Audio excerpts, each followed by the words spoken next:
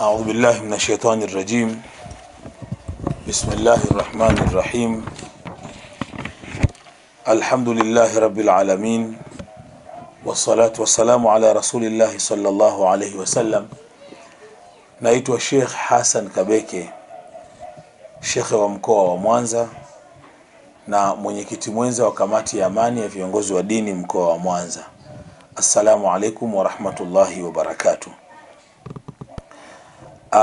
Tumepokea kwa huzuni kubwa na masikitiko makubwa taarifa ambayo imetangazwa jana tarehe 17 ya mwezi wa 3 mwaka 2021 na Mheshimiwa Makamu wa Rais wa Jamhuri ya Muungano wa Tanzania Mama Samia Suluhu Hassan, ambaye alitokea majira ya saa 5 kwenye televisheni ya taifa na kutangaza juu ya kifo cha mpendwa wetu, kiongozi wetu, jemedari wetu, Rais John Pombe Joseph Magufuli, kwamba alikuwa amefariki dunia.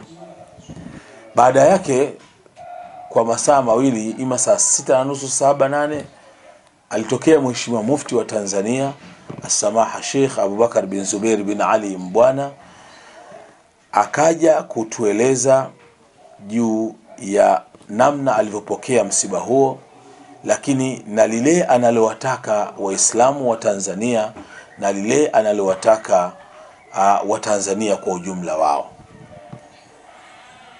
Nikiwa shekhe wa mkoa wa Mwanza, baada ya maelezo ya makamu wa rais, lakini na maelekezo ya Mheshimiwa Mufti wa Tanzania, tuna wajibu kupokea maelekezo ya Mheshimiwa Mufti.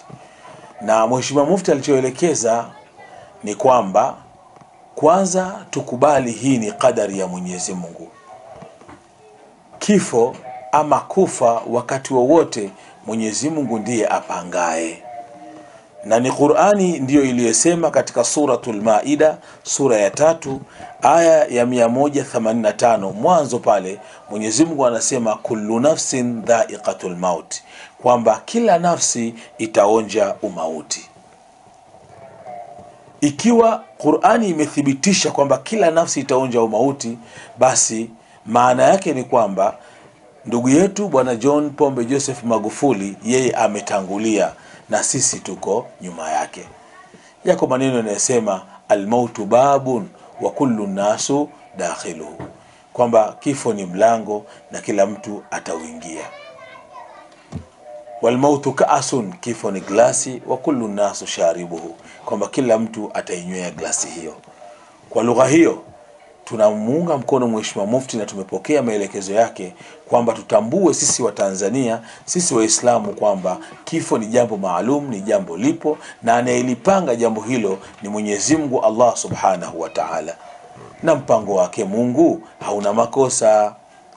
Bali tuna mafundisho ya Qur'ani pale Mwenyezi Mungu aliposema baada a'udhu billahi minash shaitani rajim bismillahir rahmanir rahim wala nabluwannakum bi shay'in minal khawfi wal ju'i wa naqsin minal amwali wal anfusi wath thamarati wabashshiris sabirin alladhina idha asabatuhum musiba qalu inna lillahi wa inna ilayhi raji'un.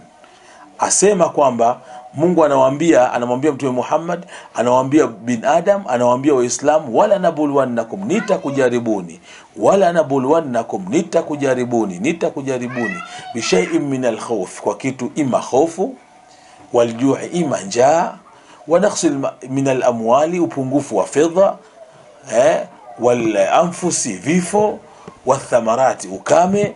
Majaribu hayo yanapokutokea mojawapo ama yote, basi yakitokea wabashiri sabirin, wabashirie watu wenye subira.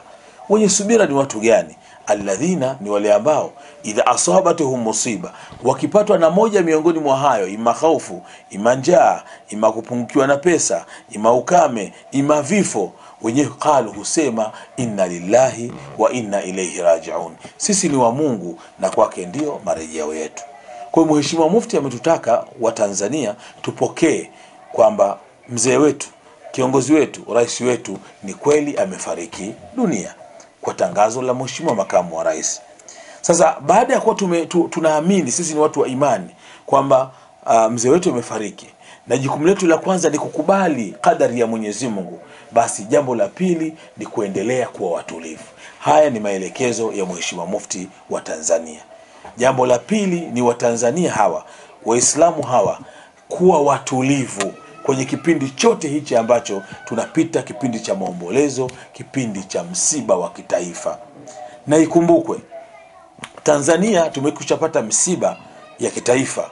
Tumekushafiliwa na makamu wa rais, tumekushafiliwa na rais mstaafu, tumekushafiliwa na baba wa taifa, tumeshafiliwa na mawaziri wakuu wastaafu, lakini Tanzania tulikuwa hatujapata mtihani kama huu ambao ulitupata, Mungu ametupa, wa kufiwa na kiongozi mkuu wa nchi akiwa madarakani.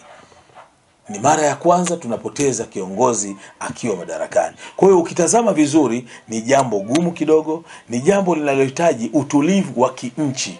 Yani ni vizuri wananchi wa Tanzania tukaendelea kuwa watulivu. Sisi watu wa imani, na bahati nzuri wa Tanzania wengi ni watu wa imani, kujielekeza kwenye maombi ya kumuomba Mwenyezi Mungu atuvushe kwenye kipindi hichi kwa salama. Na nitumie nafasi hii kwamba tujiepushe kusema maneno yasiyofaa, na hili amelielekeza Mheshimiwa Mufti. Ukumbuke Mtume Muhammad sallallahu alaihi wasallam ametufundisha akasema, udhkuru mahasina mautakum, udhkuru mahasina mautakum, yatajeni mema ya mauti wenu, wakufu amma siwahu, na yale mengine tuyaache. Sasa ikitokea mtu ima anasema mabaya, jambo ambalo ni vizuri tukapima mema na tukataja mema ya maiti wetu aliyetutangulia mbele ya haki. Na kwa Rais Magufuli, unapoyatazama mema yake aliyowafanyia Watanzania hayana idadi. Sikwambii pale ambapo anafariki dunia anaiacha nchi iko kwenye uchumi wa kati. Hili ni jambo kubwa sana. Sikwambii anaondoka duniani Rais Magufuli anaiacha nchi iliyokuwa ina ndege huko nyuma, baadaye nchi ikawa haina ndege, baada ya hapa nchi inakwenda kuwa na ndege 11, tena ndege kubwa za kisasa. Sikwambii miradi ya barabara, sikwambii miradi ya maji, sikwambii miradi ya elimu, namna alivyowezesha shule zetu kusomesha bure kuanzia darasa la kwanza mpaka form 4. Watu wanapata elimu bila malipo. Sikwambii madawa yaliyoongezeka kwenye mahospitali, huduma za kiafya na kadhalika. Lakini sikwambii heshima aliyoirudisha Mtanzania wa kawaida kuheshimiwa anapoenda kwenye ofisi yoyote ya serikali. Sikwambii namna ambavyo watendaji wa serikali walivyorudi kwenye mstari na kuheshimu kazi yao na kuitendea haki Tanzania. Amefanya mengi, karudisha nidhamu serikalini. Kwa ana mengi mema, tuyaseme haya mema. Haya ni maelekezo ya Mheshimiwa Mufti. Na sisi katika mkoa wa Mwanza tumepokea maelekezo yake Mheshimiwa Mufti na kuyashusha kwa viongozi wetu wa wilaya, wa kata, tarafa, misikiti. Tungewaomba wote wapokee maelekezo haya ya Mheshimiwa Mufti ya kuhakikisha kwamba tunasema yale mazuri na mema, lakini kuendelea kuwa watulivu na kuwanasihi wengine, lakini pia kujielekeza kwa Mwenyezi Mungu ili atuvushe kwenye kipindi hichi kwa salama. Na kubwa zaidi kuwaombea wale ambao wanaosimamia jambo hili la kinchi, ili Mwenyezi Mungu awezeshe mambo yaende vizuri, yapite salama. Na sisi kama nilivyosema, tuna umuhimu mkubwa wa kuendelea kukubali maelekezo haya viongozi wetu wa juu, kwa sababu Rais Magufuli, yani tumepokea hichi kifo chake, kwa tunamkumbuka Rais Magufuli kwa mambo mema yaliyo mengi. Na katika hayo mengi mema ya Rais Magufuli, mojawapo ni lile kubwa ambalo Rais Magufuli alikuwa akimtanguliza Mungu mbele. Hakuna jambo la Rais Magufuli halikutanguliwa na dua ama sala. Hakuna hutuba yake aliyoimaliza bila kumtaja Mungu. Lakini viongozi wa dini aliwapa heshima stahiki. Kwa hiyo Rais Magufuli amekanyaga mahala na kaacha alama, na jina lake litaendelea kuandikwa kwa maandishi ya dhahabu. Ni rais ambaye alijitoa na akajitolea. ni rais ambaye alihakikisha utanzania wake uko mbele kuliko kitu chochote. Kwa tuna wajibu sisi wa kupokea maelekezo haya Mheshimiwa Mufti na kuendelea kuwa watulivu. Na nisisitize kuwanasihi wa Tanzania, kuwanasihi wa Tanzania wenzangu, kuwanasihi Waislamu wenzangu kwamba tuwe watulivu. Na kwa bahati nzuri mimi ni mwenyekiti mwenza wa kamati ya amani ya viongozi wa dini mkoa wa Mwanza. Basi nitumie fursa hiyo pia kuwaomba Watanzania wote wa dini zote tuhakikishe kwamba tunakuwa watulivu kwenye kipindi hichi ambacho tumempoteza rais wetu, rais ambaye ni wa kupigiwa mfano, si Tanzania, si Afrika, ni dunia nzima. Unaweza kumuhesabu kati ya marais wale ambao waliofanya vizuri ama wanaofanya vizuri katika nchi zao. Tumuombe Mwenyezi Mungu Subhanahu wa Ta'ala aendelee kuwapa subra familia yake. Tunamwombea Mama Janet na kumpa pole sana, Mungu ampe subira. Tunamwombea watoto wake, familia yake, kwa maana wazazi wake, jamaa zake wa karibu. Lakini tunamwombea Mama Samia Suluhu Hassan ambaye ni makamu wa rais. Tunamwombea waziri mkuu ambaye ni Majaliwa Kassim Majaliwa.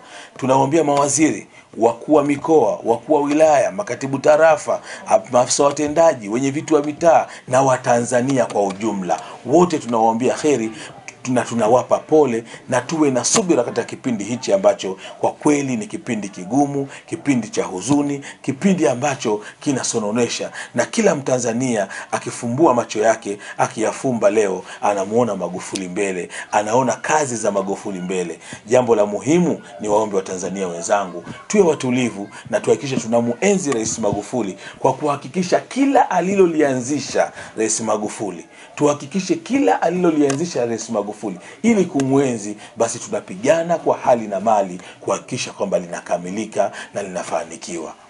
Niombe tu tuendelee sote kwa pamoja na sote kwa ujumla wetu kuiombea sana nchi yetu. Tuiombee nchi yetu idumu katika amani na idumu katika utulivu, huku tukiamini kufa ni kadari ya Mungu, kufa ni mpango wa Mungu. Wala kufa si maradhi, wala kufa si uzima. Wakam min sahihi mata bighairi illa, wakam min saqimi asha hinan ila dahari. Kwani ni wangapi wagonjwa wameishi mpaka leo wapo, na wangapi waliokuwa wazima wenye afya wamekufa. Kwa hiyo ni vizuri kuona kwamba kifo ni mpango wa Mungu na si tupokee mpango wa Mungu, lakini muhimu tuwe watulivu, tuwe wenye subra na ili tuweze kufanikiwa. Naomba Mwenyezi Mungu aibariki nchi yetu, aibariki nchi yetu ya Tanzania, adumishe amani yake, adumishe utulivu wake, lakini pia Mungu ajalie mshikamano na mahusiano mema kati ya watu wa dini mbalimbali, kabila mbalimbali, koo mbalimbali. Tuendelee kuwa watulivu katika kipindi chote hichi ambacho Watanzania tumeguswa na mguso wa ajabu, mguso wa huzuni, mguso mkubwa sana. Wabillahi tawfiq. Inna lillahi wa inna ilayhi raji'un. Wassalamu alaikum wa rahmatullahi wa barakatuh.